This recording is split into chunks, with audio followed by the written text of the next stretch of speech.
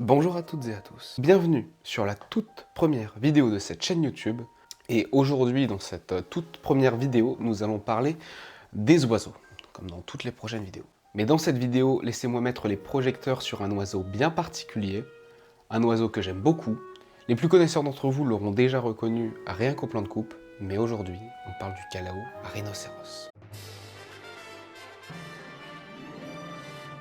Donc déjà, pour vous mettre dans le bain, il existe deux grandes familles de calao. Mais ne vous inquiétez pas, ça va être très simple. Enfin, ça va être très simple avec le temps. Alors, au début, ça va être un petit peu compliqué, je dis pas, il y a des petits passages un peu compliqués. Donc je dis que ça va être très simple, parce que bien évidemment, je ne vais pas vous parler des deux familles de calao directement dans cette vidéo. Aujourd'hui, je vais me concentrer sur une espèce, le calao rhinocéros. Et pour les autres espèces de calao, il y aura largement moyen d'en parler dans de prochaines vidéos. De toute façon, il y en a tellement que... voilà, après j'ai des idées de vidéos pour certains, ça va être sympa, ne vous inquiétez pas, il y a des trucs de prévus. Donc voilà, aujourd'hui on se focus uniquement sur le calao rhinocéros. C'est tout ce que j'ai à dire. Donc, le calao rhinocéros ou encore Buceros rhinocéros, pour les intimes qui voudraient l'appeler par son nom scientifique, bonne chance. Donc lui, il fait partie de la famille des Bucerosidae. Alors oui, tous ces noms latins, je comprends que ça peut vous perdre. J'ai moi-même été perdu lors de l'écriture de la vidéo, mais clairement, c'est pas vraiment important, donc calm down, tout va bien se passer. La vidéo ne sera pas du tout composée que de ça, c'est juste le début. Tranquille. Et pour faire simple, dans la famille des calao, il y a ceux qui restent souvent au sol et qui vivent en Afrique du Sud. Eux, c'est les Bucorvidae. Pas compliqué, ils sont que deux. Il n'y en a que deux. Ils se sentent un peu seuls, à mon avis, mais ils sont que deux dans leur famille. Et ensuite, dans l'autre famille de calao, c'est les Bucerosidae, dont fait partie notre ami le calao rhinocéros. Et eux, ils sont un peu plus. Ils sont un petit peu plus. Déjà, ils vivent dans des endroits un peu plus tropicaux pour la plupart. Ils vivent beaucoup plus dans des forêts tropicales et surtout, ils vivent tout en haut des arbres. Ils sont un peu plus adaptés à voler. Et à se percher. Et donc comme je l'ai dit, ils sont un tout petit peu plus parce qu'ils ne sont pas que deux, ils sont 59. C'est bon pour vous? 59. 59 espèces. J'imagine pas la gueule des repas de famille. Bon parfait, maintenant qu'on a les bases, on peut commencer. Moi je me dis que pour commencer, un truc qui serait bien, ce serait de parler peut-être de l'énorme truc qu'ils ont sur le bec. Parce que c'est quand même pas commun chez les oiseaux. C'est quand même un truc qui se remarque assez facilement. On va parler de leurs grosses cornes. Hein, leurs grosses cornes. Sur leur bec. Je vais vous décevoir, mais pour l'instant, les scientifiques ne savent vraiment pas à quoi ça sert, et ils n'arrivent pas à se mettre d'accord sur l'utilité de ce truc. Même si pour le moment, on pense que ça serait pour propager son cri très particulier dans la forêt, mais encore, c'est pas si sûr, parce que tous les calots n'en ont pas. Donc peut-être que ça serait pour fouiller dans les végétaux s'il n'y a pas de la nourriture. Voilà, encore une fois, c'est un peu flou. Mais d'ailleurs, si vous y connaissez quelque part, vous avez peut-être compris, vous avez peut-être capté un truc. Ça lui sert à diffuser du bruit. Peut-être que c'était déjà quelque chose qui était présent avant dans d'autres temps, chez d'autres animaux, disparus. Oui, tout ce qui est de la famille des parasaures, qui avait cette énorme corne en arrière, qui eux leur servaient certainement d'ailleurs à propager leur cri. C'est probablement la même chose pour le calao. Donc, c'est cool. Ça fait une petite connexion avec le monde paléontologique. Moi j'aime bien ça, tout le monde aime bien ça, c'est business. Et puis bien évidemment, cette corne, c'est ce qui va lui donner son nom, le calao rhinocéros, parce que c'est vrai qu'entre monsieur le calao et monsieur le rhinocéros, il y a une petite ressemblance. En vrai, pas énorme, mais quand même, moi je trouve qu'il y a quelque chose. Uniquement pour la corne, sinon ça n'a rien à voir. Je sais pas pourquoi ils l'ont appelé comme ça. À part pour la corne, justement. Ok, maintenant on change totalement de sujet, on va parler des yeux. Donc pourquoi on va parler de ces yeux? Parce qu'on va parler du dimorphisme sexuel. Pour ceux qui ne savent pas, le dimorphisme sexuel, c'est la différence entre les mâles et les femelles. Par exemple, une différence assez connue, c'est chez le lion. Le lion mâle a la crinière, la lionne n'en a pas. Donc, c'est tout ce qui va être différent entre mâle et femelle. Chez le calao, on a de la chance. On a de la chance parce qu'elle est vraiment remarquable. C'est au niveau des yeux, comme je l'avais dit. La femelle a l'iris bleu clair, souvent entouré d'un rouge vif ou d'un rose, alors que le mâle, il a l'iris rouge bordeaux. Je peux vous dire que si vous regardez comme ça dans la forêt, il vous fait peur parce qu'il a un regard du démon. Regardez-moi ça, quoi. C'est démoniaque. On dirait une créature de Satan, hein, avec cette petite corne, ses yeux du tonnerre et son gros bec qui peut vous défoncer à 2 secondes, en 2 secondes. Franchement, le Calao, il vous casse la gueule. Hein. Mais c'est quand même beau. Moi, c'est un de mes oiseaux préférés. Je le kiffe, il est trop beau. Même si les mâles font peur. Et que tu as l'impression qu'ils vont littéralement te manger ton âme. Autre petit point que je voudrais vous parler, c'est son alimentation. Le Calao est globalement frugivore, il peut être un peu opportuniste et prendre des fois un peu de viande, il va se nourrir de petits lézards. Mais globalement, ça va être des petits fruits, des baies. D'ailleurs, les Calao-rhinocéros ont une méthode un petit peu particulière de se nourrir encore. Souvent, les Calao vont suivre des groupes de singes qui laissent derrière eux pas mal de fruits qu'ils n'ont pas mangés, qui sont tombés au sol, et les Calao vont venir bouffer tout ça. Donc c'est un petit peu marrant, encore une fois, c'est clairement des opportunistes, ils s'embêtent pas, quoi. Dès qu'il y a quelque chose sous la main, bah, ils le prennent, c'est tout. C'est voilà, un groupe de singes qui vient manger quelques fruits, les Calao ils passent derrière, ils font le nettoyage. Ça, c'est aussi pour ça qu'ils sont très utiles pour la biodiversité. Prochaine étape, le cri. Le cri, ça va être marrant, il n'y a pas grand chose à dire, mais quand même. Son cri, il est très particulier. Vous pouvez l'entendre maintenant. Voilà. Son cri, c'est littéralement une trompette. Hein. Enfin, pas une trompette, mais c'est musical quand même. Hein. C'est-à-dire que je n'ai pas les compétences pour en faire une musique, mais celui qui chauffe, il peut en faire une musique. C'est quand même assez musical, c'est sympa.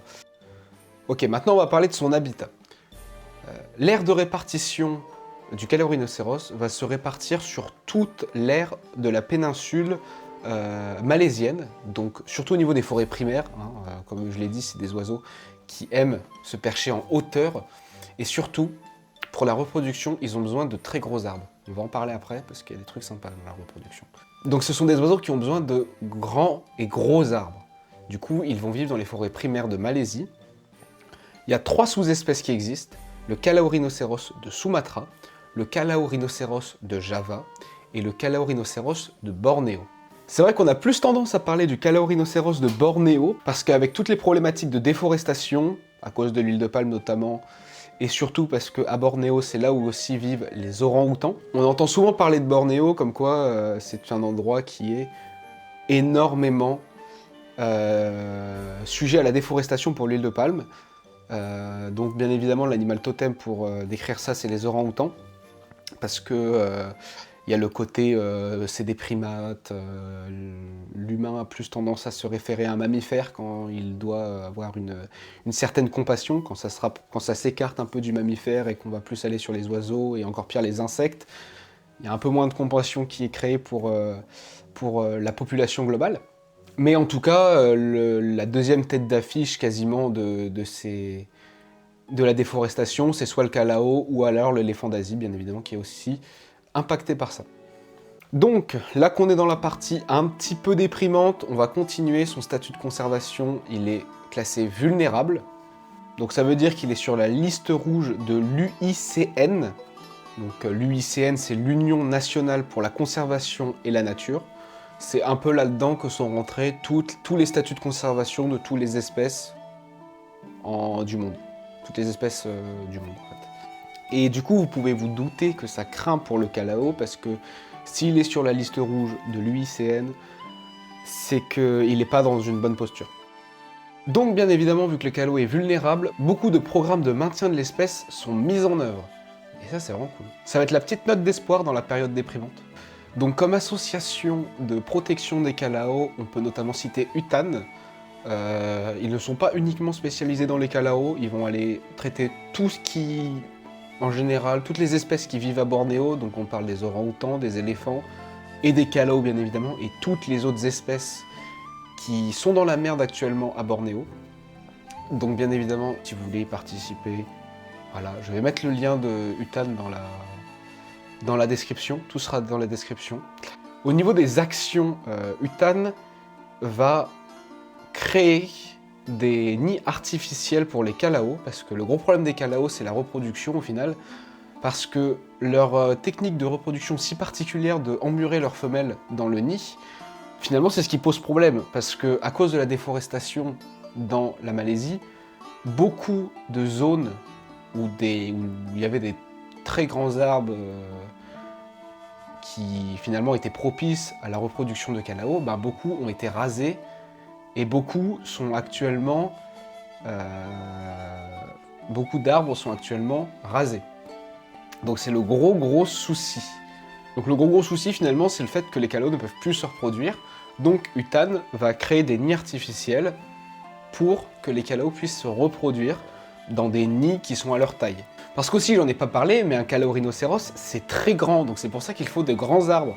En général, on parle de 90 cm pour la taille et d'une envergure de 1,52 m. Bon, après, l'envergure pour le nid, c'est pas tellement ce qui compte, parce que il va pas déployer ses ailes en plein milieu du nid. Bien évidemment, on retrouve aussi certains calaos dans des parcs animaliers.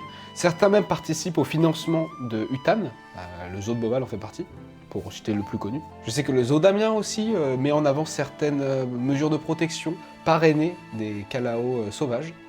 C'est que des actions sympas qui visent à faire connaître cette espèce au grand public, parce que c'est vrai que c'est pas une des espèces les plus connues, et pourtant, ils sont vraiment dans la sauce là actuellement. Bon du coup, après cette phase un peu déprimante, on va repartir sur de bonnes bases.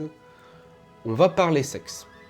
Alors, bien évidemment, je rigole, on va parler reproduction chez les calaos. Donc pour la reproduction, le calao va se reproduire de janvier à avril. Donc c'est là que ça va être un peu marrant, parce qu'une fois la reproduction terminée, le mâle calao va emmurer la femelle dans un énorme tronc, donc c'est pour ça qu'ils ont besoin d'un tronc, laissant seulement un petit trou sortir pour qu'il lui ramène la nourriture et ce dont elle a besoin durant toute la période de couvaison. Donc la femelle va rester enfermée dans un arbre jusqu'à temps que les petits éclosent.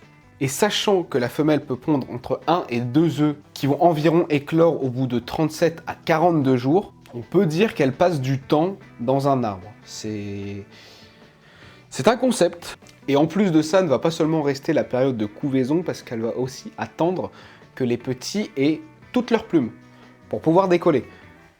Donc on va dire que la femelle, elle est dévouée pour ses petits, parce qu'elle reste très longtemps enfermée dans un arbre, où il fait sûrement humide. Heureusement que monsieur vient lui apporter de la nourriture quand même. Elle se fait un petit Uber Eats comme ça dans son arbre, franchement je trouve ça pas mal. Juste comme ça pour vous préciser, la période pour que les jeunes aient atteint toutes leurs plumes, c'est environ 3 mois. Donc elle va littéralement attendre pendant 3 mois. Et enfin, une fois tout ce calvaire terminé, la femelle va briser le nid avec son bec et va laisser les petits tomber. Tout ça pour ça. Alors bien évidemment, ils vont tomber du nid, mais c'est pour leur apprendre à voler. Donc clairement, c'est pour leur premier décollage. Mais moi je trouvais ça marrant juste de faire genre que la femelle elle a attendu 3 mois pour couver ses petits et qu'au final ils tombent tous. C'est tout. Enfin bref, voilà, je crois qu'on a terminé avec cette toute première vidéo. Moi c'est vrai que c'est la première fois que je m'attelle à ce genre de tâches. Je suis très content de ce qui se passe actuellement, de comment tout ça se met en place. J'espère que vous aussi vous apprécierez cette vidéo. N'hésitez pas à me le dire en commentaire, via des pouces bleus. Les pouces rouges, de toute façon, je les vois plus, donc bon, ça c'est limite, voilà. Enfin, vous les voyez plus, moi je les vois. Bref, merci de me dire ce que vous en pensez aux commentaires. Critiques constructives sont beaucoup plus appréciées que « Oh, c'était nul, c'était la première fois, c'était malaisant ». Non. Essayez de dire pourquoi. Comme ça, moi, après, je m'améliore. Et on va conquérir YouTube. Non, je déconne. J'en ai rien à faire. Mais voilà. Merci de m'avoir écouté. Je vous dis rendez-vous pour la prochaine vidéo qui sera la vidéo de présentation. J'avais envie de faire cette première vidéo avant, histoire de vous mettre dans le bain.